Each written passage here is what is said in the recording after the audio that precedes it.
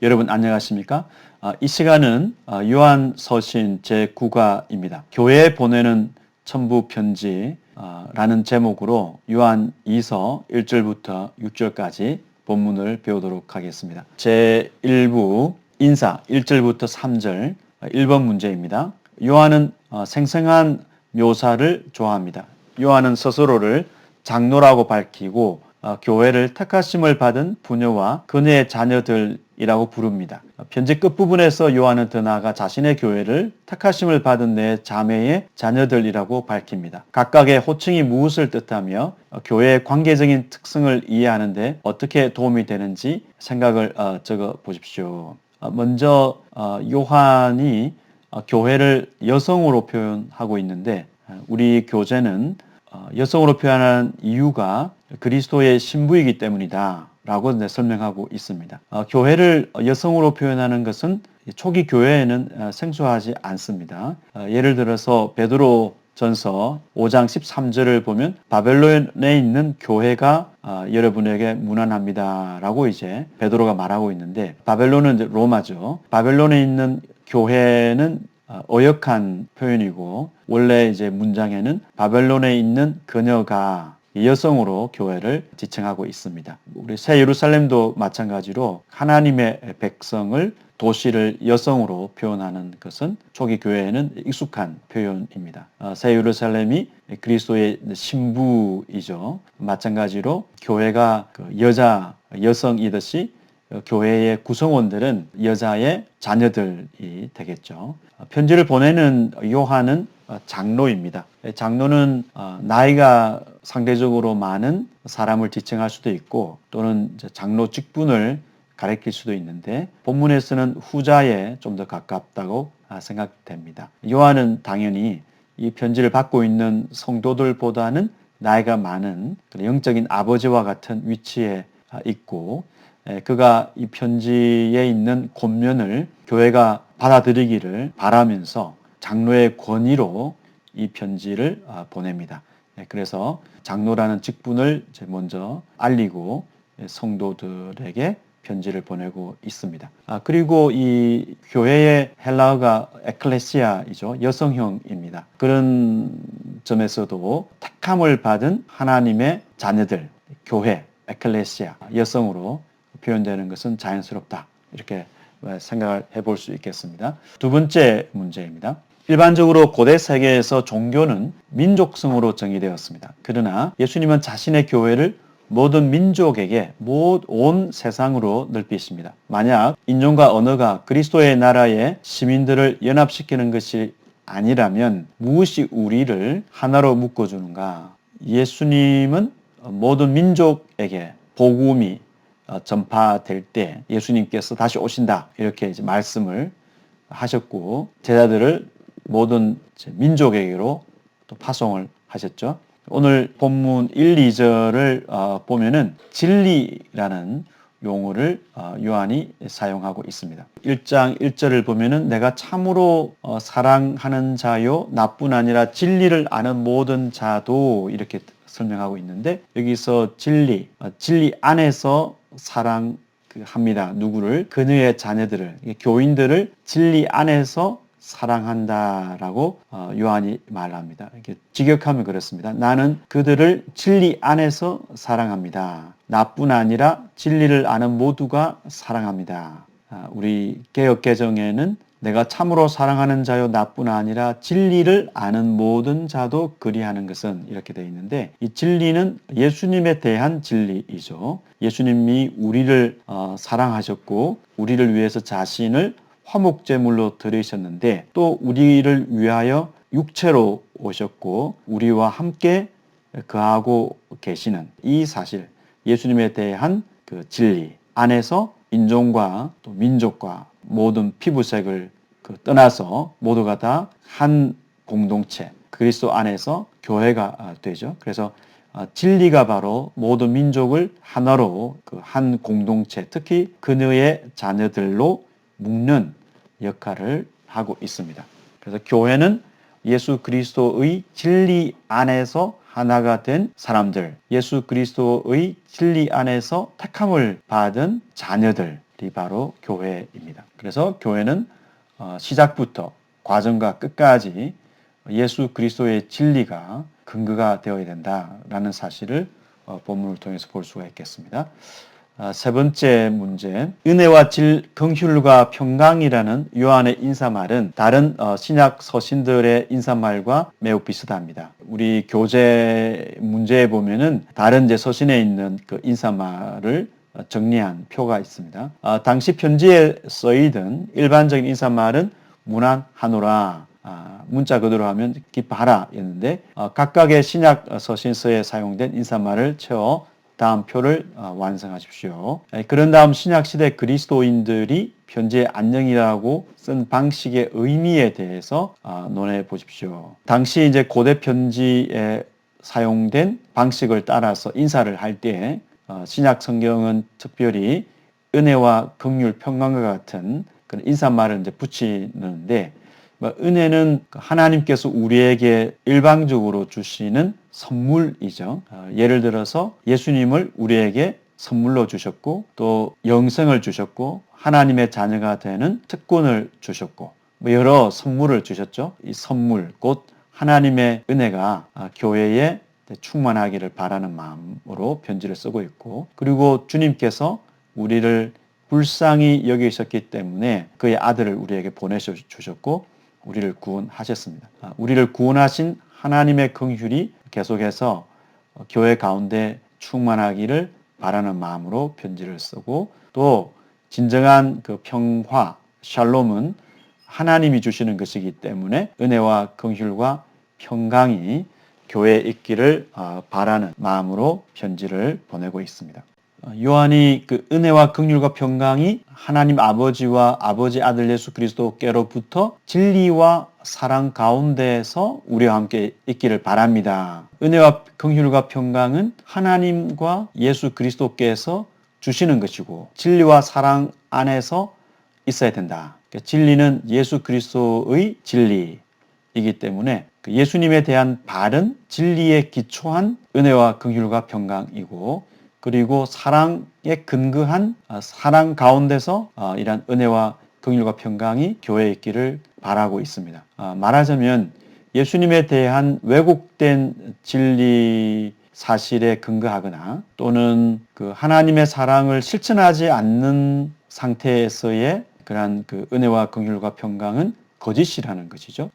교회라고 이제 주장하는 사람들이 부름받은 공동체라고 생각하는 사람들이 은혜와 긍휼과 평강을 경험하고 있다고 말할지라도 그들이 예수 그리스도에 대한 바른 진리와 또 하나님의 사랑을 실천하는 그러한 삶이 바탕을 이루지 않을 때 그들이 생각하는 또 자랑하는 은혜와 긍휼과 평강은 가짜이죠. 그래서 은혜와 긍휼과 평강은 성부 하나님과 성자 하나님을 통해서 오는 것이고 그리고 예수 그리스도에 대한 바른 진리에 기초한 것이어야 하고 하나님의 사랑을 공유하는 교회에 주어지는 것입니다. 네 번째 문제입니다.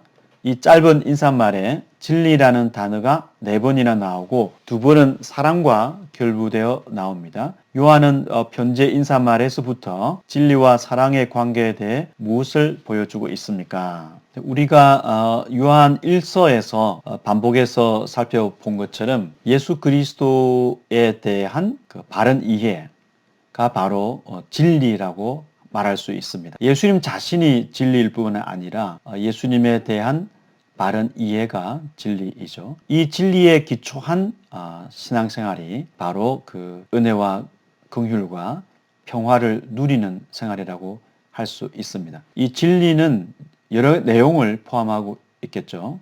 대표적인 것이 예수님이 육체로 오셨고 또 육체로 오셨다는 것은 예수님이 세상을 구원하기 위해서 성육신 하셨다. 인간이 되심으로써 우리 가운데 거하기 위하여 오셨음을 의미하고 있습니다. 우리 가운데 거하기 위해서 하나님이 인간이 되셨다. 그리고 하나님의 사랑을 보여주기 위해서 자신을 화목제물로 드리셨다. 바로 이러한 그 예수님이 보여주신 삶이 진리이죠. 이 진리에 기초한 신앙생활이 요한이 강조한 그 진리에 근거한 생활입니다. 그리고 예수님의 진리는 사랑과 분리되지 않습니다. 예수님이 보여주신 그것이 결국은 사랑이고 하나님의 사랑이 예수님의 희생을 통해서 우리에게 나타났다고 요한 1서에서 말했습니다. 그리스도에 대한 바른 이해는 하나님의 사랑이 예수님을 통해서 드러났다는 것을 이해하는 것이죠. 그래서 진리와 사랑은 분리되는 것이 아니고 참으로 예수님을 진리로 믿는다면 또 예수 그리스도의 진리를 알고 있다면 하나님의 사랑을 아는 것이고 하나님의 사랑을 실천하는 것이다. 그래서 진리이신 예수님께서 사랑을 보여주셨듯이 진리를 아는 교회는 하나님의 사랑을 서로가 보여준다, 공유하고 있다. 이렇게도 말할 수가 있겠습니다. 그래서 진리와 사랑은 분리되지 않는 것이고 진리는 사랑으로 표현이 되는데 예수님을 통해서 하나님의 사랑이 실현된 것처럼 진리를 아는 교회는 하나님의 사랑을 머리로만 이해하지 않고 실천을 통해서 표현하는 교회입니다. 그래서 진리와 사랑은 서로 결부되어 있다라고 말할 수가 있겠습니다. 이 내용은 좀 더 2부에서 설명됩니다. 2부 진리와 사랑을 행하라 4절에서 6절 1번 너희 자녀들 중에 몇몇 사람이 계속 진리를 행하고 있습니다. 여기서 그 몇몇이라고 하면은 이제 그 나머지 사람들은 진리를 행하지 않는 것처럼 보일 수 있지만 그런 의미가 아니라 교회는 지금 요한이 보내고 있는 편지를 이제 보냈는데 편지를 받고 있는 성도들이 분리된 상태로 있다 이런 뜻은 아닙니다. 몇몇이라는 말 때문에 그 일부라고 이렇게 너무 제한시킬 필요는 없습니다. 이 몇몇은 아마도 최근에 믿음을 버린 사람들과 대조를 이룰 것이다. 네, 이 문제를 이제 만든 분은 분리를 이제 시킨 것 같아요. 이 몇몇과 그러지 않은 사람들. 남은 자들이 보여준 신실함은 요한을 심히 기쁘게 했습니다. 그러나 진리를 고백하는 것만으로는 충분하지 않습니다. 요한은 이 첨부 편지의 중심 서신에서 더 완전히 전개할 어떤 추가적인 권면을 소개합니까? 5절 내용입니다. 말씀드린 것처럼 너희 자녀들 중에 일부라는 이제 표현이 있어서 교회 안에 진리대로 사는 사람들과 또 살지 않는 사람들이 있는 것처럼 이제 보일 수 있지만 요한 2서에는 그런 암시가 없습니다. 그래서 이 편지를 받고 있는 성도들은 진리 안에서 행하고 있고 그들은 5절과 연결해 보면은 4절에도 있듯이 그 계명을 받은 대로 진리 안에서 행한다는 것은 계명을 받은 그대로 행동한다는 것이죠. 사랑과 진리가 분리되지 않는 것처럼 진리 안에서 행동하는 것은 계명대로 실천하는 삶이다.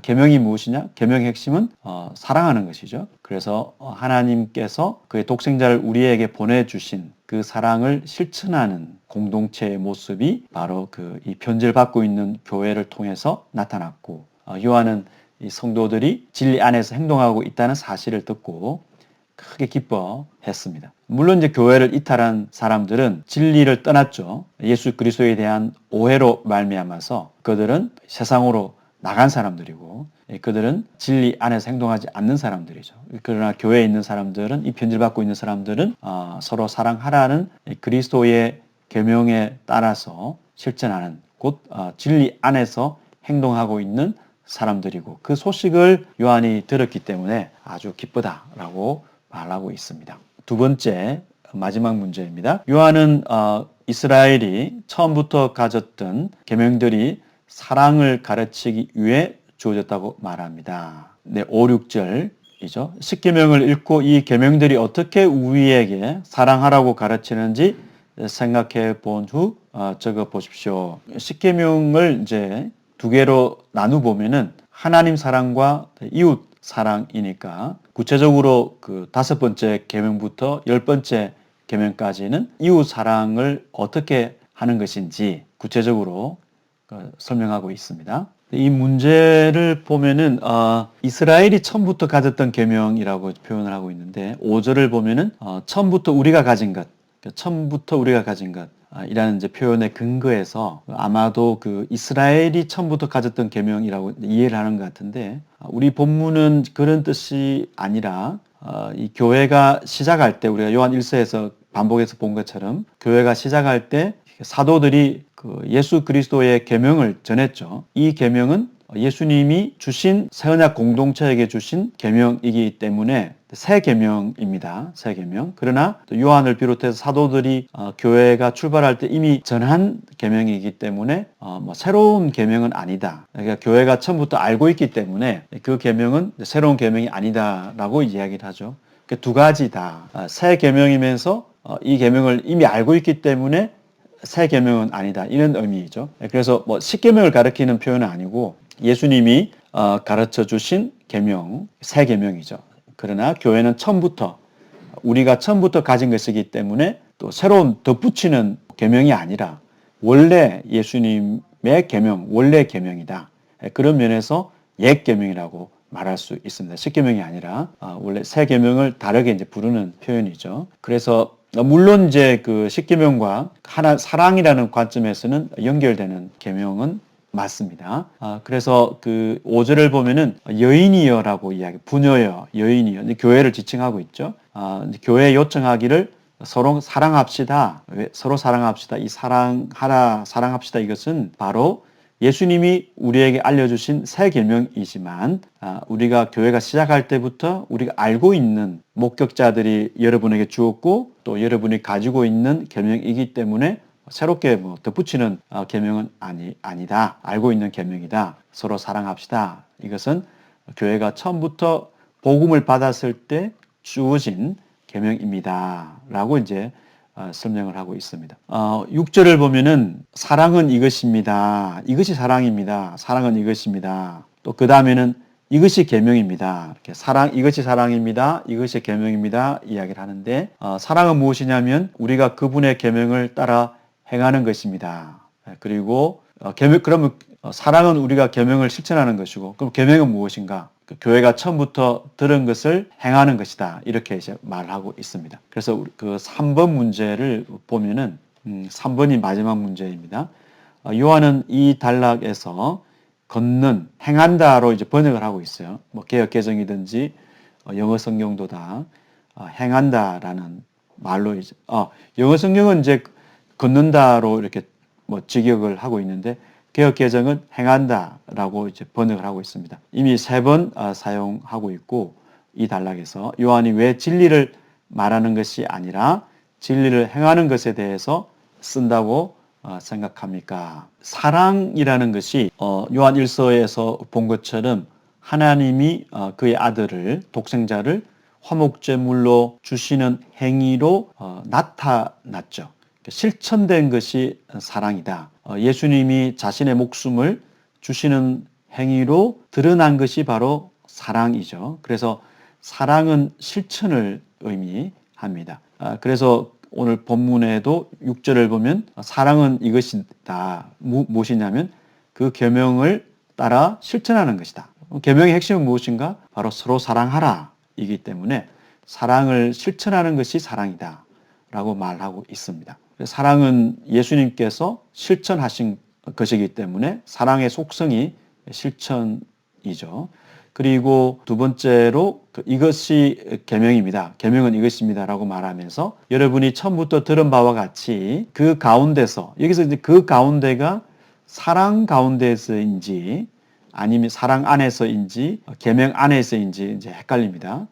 뭐 어느 둘 다 가능한데 사랑 안에서가 좀 적절해 보여요. 그러면 여러분이 처음부터 들은 바와 같이 사랑 안에서 행하는 것이다. 이것이 바로 계명이라는 거죠. 예수님이 우리에게 주신 서로 사랑하라는 계명은 무엇인가? 바로 교회가 처음부터 이 계명에 대해서 들은 바와 같이 사랑 안에서 행동하는 것, 사랑을 실천하는 것이 바로 계명이다. 그래서 뭐 계명과 사랑이 서로 이렇게 혼용된다고도 볼 수 있겠습니다. 예수님께서 우리를 위해서 십자가에 자신을 내어주신 행위로 사랑이 입증되었고 그 사랑을 실천하라. 이것이 교회에 주어진 계명인데 교회는 이 계명을 듣고 사랑을 실천함으로써 계명이 무엇인지를 이제 보여주는 것이죠. 그래서 진리를 말로만 하지 않고 진리를 행하는 것, 그것이 바로 교회에 요한이 주고 있는 권면이라고 볼 수 있겠습니다. 요한 2서 1절에서 6절까지 앞부분을 살펴보았습니다. 네, 기도하고 마치도록 하겠습니다. 하나님과 요한 2서를 통해서 하나님께서 우리에게 구체적으로 보여주신 사랑을 실천하고 또 그 실천을 하신 예수님께서 우리에게 명령하신 계명을 사랑을 통해서 실천하는 것이 오늘 우리 교회가 붙잡아야 되는 진리이고 목표인 것을 배우게 됩니다. 예수님께서 우리를 위해 보여주신 사랑이 우리 마음에 충만하게 도와주시고 이 예수님 안에서 또 예수님이 보여주신 사랑 안에서 하나님의 은혜와 긍휼과 평강이 넘쳐나기를 기도합니다. 또한 이 하나님의 사랑이 그의 아들을 주시는 행위로 나타난 사랑이 교회가 사랑을 실천하는 삶을 통해서 충만하게 도와주시고 이 사랑을 경험하는 영혼들이 주님 안에서 하나님의 은혜를 또 긍휼을 평화를 누릴 수 있도록 도와주시옵소서. 그러한 일에 우리 각자가 쓰임 받기를 소망합니다. 예수님의 이름으로 기도합니다. 아멘. 네, 수고하셨습니다.